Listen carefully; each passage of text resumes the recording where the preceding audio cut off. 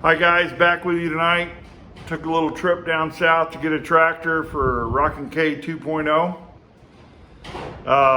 Man, we've got 43 acres up here and 35 of it is, or somewhere around there is coastal Bermuda grass.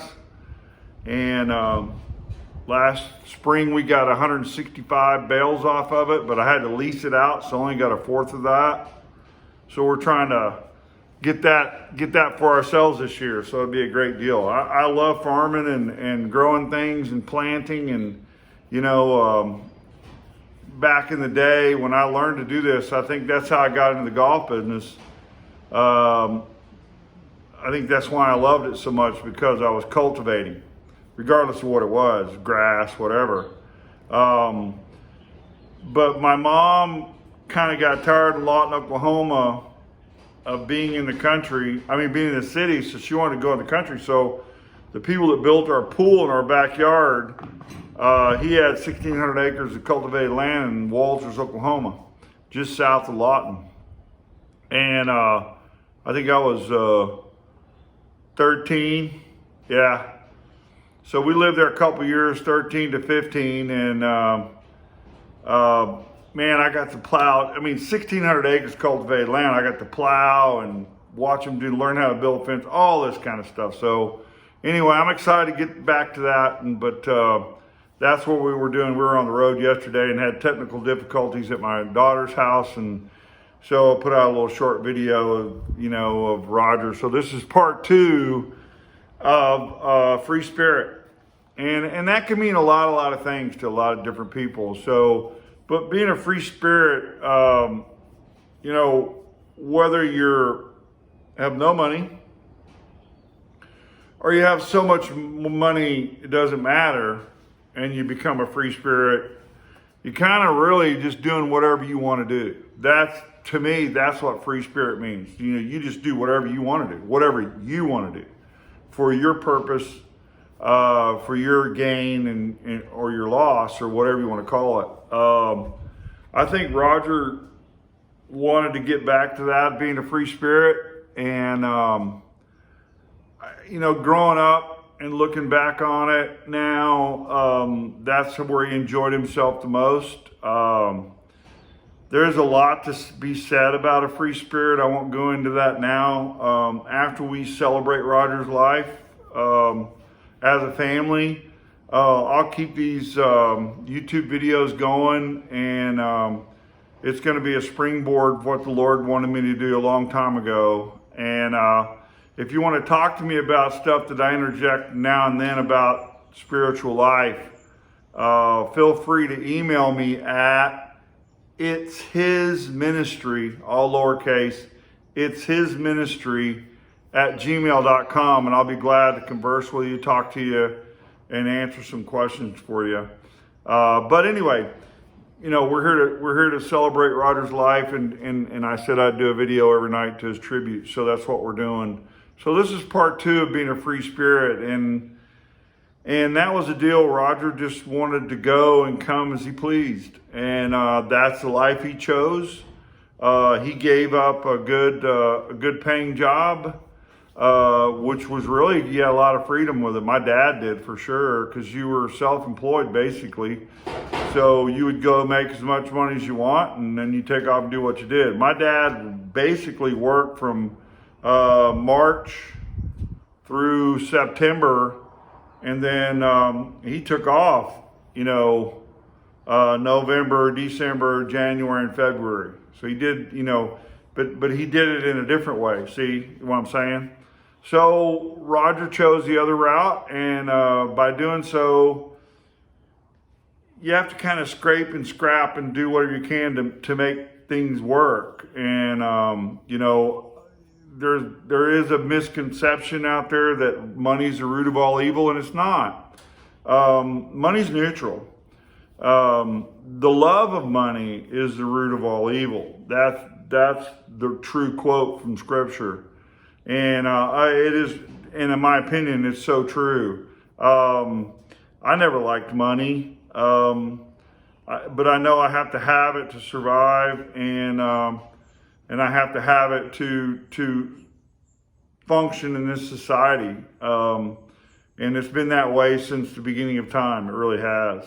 But Roger wanted to go, he got tired of living that, so he gave up a lot for that. He gave up family life. He gave up all kinds of stuff for that. A solid place to stay, roots. His roots always went back to Arkansas. That's why he always went back there. But, he gave up a lot of what I call stability. And I'm not sure he could handle stability. It just wasn't in his DNA. And I don't, trust me, I'm not judging him or condemning him for that. I'm just his brother that grew up with him and looking back. And it was always my prayer that he wouldn't be lonely. And I think he was a lot. And the reason I say that is we moved a lot, and he would always come around, stay for a month or two. As long as we had work for him to do, it didn't matter to me. It didn't bother me at all. Kind of, infringed on your privacy now and then. But whenever that kind of got out of hand, you just politely, in the best way you could, saying, hey, look, it's time you went back home. And, he didn't care. You couldn't embarrass him. So he would just move on. And I can remember one time when he did the floor out there and we renovated the house. He helped us paint it and the whole 9 yards. When I got the job at the golf course, they offered me the house to go along with it, but it was unlivable. So Roger was there 4 or 5 months with us, helping us make it livable, and it was really great. Where we live now is not like 5 minutes from my best friend, and I met in college. We were best men in each other's wedding and everything, and Bill Bevan, and we've been tight buds for a long, long time. And his kids call me Uncle Ward. So I'm just saying, that because we were coming up here, they've got a place up here not too far from us, a really nice place, and they've got a hunting lodge and a house built beside it, and 300 and something acres to hunt on. It's really beautiful. And so they've been after us to come up here. So we finally made it up here, and we have our own property like 5 minutes from them. And we came up here to visit, to show Roger the cabin and kind of stuff. We stayed for a week or so, a few days, and then that weekend, Bevan and I, my son, had plans to take him back to Arkansas. So we took him back, and just on the way, before we got from the Arkansas-Texas border, we're going into Arkansas, Roger looked at us, me and Bevan both, goes, hey man, I don't want to be a burden on you guys. I hope this is okay. I said, you're not being a burden, man. We love you, Roger. And Bevan said the same thing. You're not a burden. And so that got me to thinking, that's kind of how he was thinking. I don't want to be a burden. He really, truly, in his heart, did not want to be a burden. And then when we took him over there, across the river, we got to his place. We got him, my cousin Mike and Scott had helped pitched in, and we all bought him a generator so his RV would have electricity. So he was all excited about that. We delivered that and delivered him, and he had electricity now, and he could do a lot that he couldn't do before with music, and that was his, love and listening and playing and writing poetry at night. He was a night guy. And so he had lights, and he had a little bit of heater, a little space heater and that kind of thing. But anyway, so we take him, he shows us around, we drop him off. And then, before we left, just thinking back on what he said, he didn't want to be a burden. I said, hey, Roger, I'm your brother. And he goes, yeah, I know that. And I grabbed him by the shoulders and looked him in the eye and said, you've burned a lot of bridges in your life. And Roger said, yeah, I know, kind of ducked his head. And I said, hey, look at me. And he looked me in the eye and I said, I'm fireproof. Okay? Don't you worry about that. And he got emotional, and we hugged, and he hugged Bevan and kissed us goodbye. And then we took off. We're going back to Bill and Michelle's, where Bonnie and Riley were with Michelle and then Bill in their place. So it was just like take him out there, come back. And so we got about 5 miles from the Texas-Oklahoma border, and I get this text message alert, and I said, okay, Bevan, what's that? And he goes, it's Uncle Roger. I said, what'd he say? And Bevan started smiling, and I said, what? And he goes, you know those bridges you said that I burned? And he goes, I didn't set them on fire, they did. And that's how he looked at things. Like, look, you could take me as I am, and if you don't like it, strike a match and burn that bridge. But I'm not going to burn it, because one day he would come back. That's how he saw things. And it's not a bad way of looking at things when you kind of look at it, but at the same time, it's in denial. The reason they burnt that bridge was their relationship went sour, regardless of whose fault it was. And so anyway, I just kind of want to reflect on that, being a free spirit that kind of got to him, and looking back on being a free spirit. He would always, we'd move somewhere. And because I got, being a golf course superintendent, I moved around a lot. And so he would come and show up, and then Floresville, he came and showed up, and we went into bankruptcy and had to cut a lot of people. And so basically Bevan and Roger ran the cart barn. That was their job. They kept them clean. They'd pull them out. Roger really enjoyed that. And Roger started playing golf. So, go figure. That boy was about as non-athletic as they come, but he tried really, really, really hard. He did. And every once in a while, he'd par a hole. Legitimately, and just go bananas. And we loved it. But I can remember the first time we introduced him to golf. Me and Bobby, and I hadn't married my wife yet. We were dating. And Bobby was married, and Bobby's wife's family was members at the Mill Creek Country Club in Mill Creek, which I think was Salado, right by Salado, yeah. And man, it was a swank place. It really was. And so Bobby got us on one Saturday. Saturday. We got on a Saturday. So it was, a bunch of guests. So we took the whole crew over there, which was a motley crew, guarantee you. And Roger was wanting to play, so we slapped him together some clubs, and we're hacking through there, and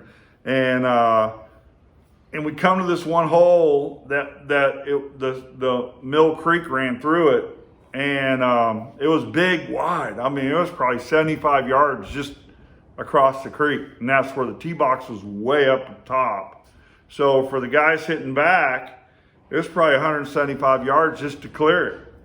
And there was a ladies box, or as the guys like to say now, the forward box, because when you're older like me, you play the forward boxes. You can't hear it as far. And you say, okay, well, let's play the forward, but we'll let Roger play the forward box because he can only hit it 50 yards before it hits the ground. So we said, okay, let's get this going. And so that was the seniors boxes down by the water. So we go there, you can't get it over. So we said, okay, we're going across the river where the ladies' tee was. It was over the Mill Creek. So we go across the Mill Creek, and we all go over there and say, okay, Roger, just hit from here, brother. Let's just go. So Roger, all of us are gathered around behind him, and we let Bonnie hit a shot because she wasn't trying to learn how to play. And so Roger steps up to hit one, and it was probably the best shot of his life to this day. It was a smoker. I think if it would have been allowed to carry, it would have probably been a 250-yard, 300-yard shot. I'm telling you, he nailed it. But 50-yard, probably less than that. I would say 25 yards away, two dove go flying by, and his ball nails a dove. I'm not kidding you. It nails the dove, and feathers explode. It like a grenade went off. And we're all in shock, and we all just start laughing. And Roger's like, man, I mean to kill that bird. Roger loved animals, man. And we're all just laughing so hard we can't see straight, rolling all over the place. And we gave him a birdie on the hole. When we went to pick it up, the bird had a perfect hole in it, right through between his breast and the rest of his body. It had a perfect golf ball hole in it. I think if he could have preserved it, he would have. But that started Roger's golf career, which by that time, right, wasn't long after that, I got into golf business. So he would follow us around and play golf. But in Floresville, he had a ball. I mean, he had a blast. Him and Bevan would get out there. We had a floating, an aqua driving range. Yeah. And so, and by aqua, I meant not all of it, but the better portion of it was water, and it had an island in the middle of it and a bridge going to the island, and had a green in the middle of the island. And the balls were called floaters, and I'd never been experienced that in my life. And they would only go like 75%, or, you know, if it was supposed to go 100 yards, they'd go 75, but they only go 75% of their flight because they floated and had a little hollow spot in the middle of them. And then you go out and they hit the water and you gather them up. Well, they try to design this pond where the wind would blow them all to the bank and you pick them up, but it just didn't quite work out that way because this is Texas. It blows, like right now, it's blowing 25 miles an hour, 20 miles an hour. I don't know if you can hear the 10 every once in a while. 20 miles an hour here out of the south. Tomorrow it'll be out of the north, 14, 15 miles an hour. And you know, that's Texas. They just get, you know, it's going to change. So anyway, this didn't work out so good. So they're trying to net them up. Plus you got water moccasins. I mean, it's horrible. It was a bad idea from the start, but we went and bought a paddle boat. So Roger would paddle. I wish I had films of it. I really do. Roger would paddle the boat and Bevan would be in the back of it. And Bevan's like 9 or 10. And Bevan would be back with a fishing net throwing them up on him. And there'd be sometimes he'd throw them up and throw moss all over Roger. He'd have it on his hair, but Roger wouldn't just, like, if it was me, I'd go, Bevan, quit that. You know, I'd be like upset. Not Roger. He would put the moss on his head like hair. And he'd go, let's go. I mean, you know, that's just who Roger was. That's the free spirit of him that made the best of every situation. So that was a fun time. I mean, it really, really was.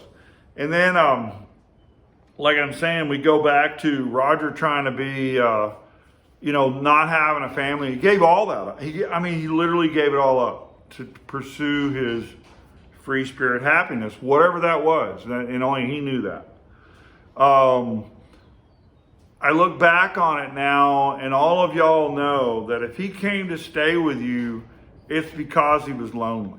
If he came to stay with you and didn't want to leave, it's because he missed that. So I guess that's my point on the free spirit part. It's a way to go, but it's not the best way to go. I don't think. I would never do that. There are things that mean more to me than that. And I think he realized that later in life and wished he could go back and change some things.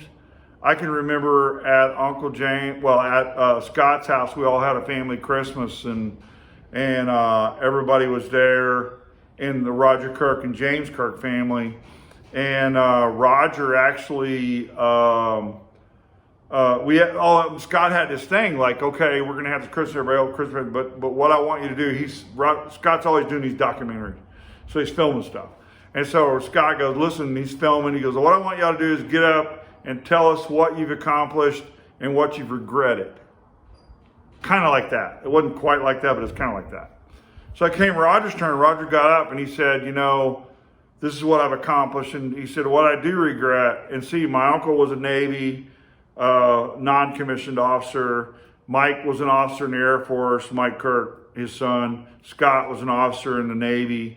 And Cliff was a non-commissioned officer in the Air Force.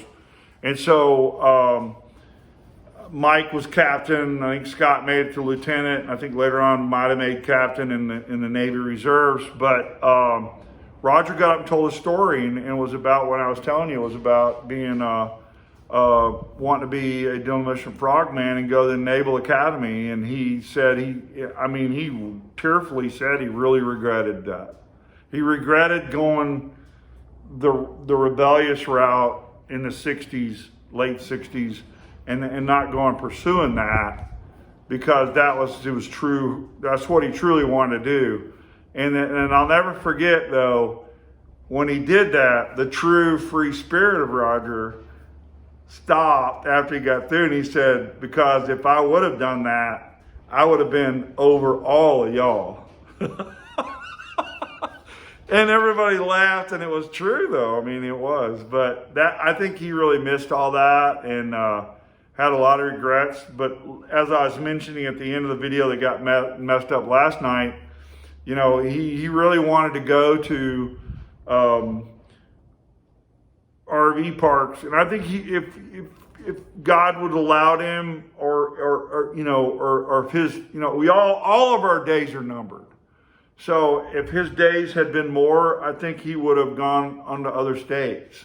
But he wanted to go because you can only stay 2 weeks at an RV park, and regardless where you go, you've got to, you know, you can't just go live there. And these are state parks, and so he wanted to go from state park to state park to state park for 2 weeks at a time.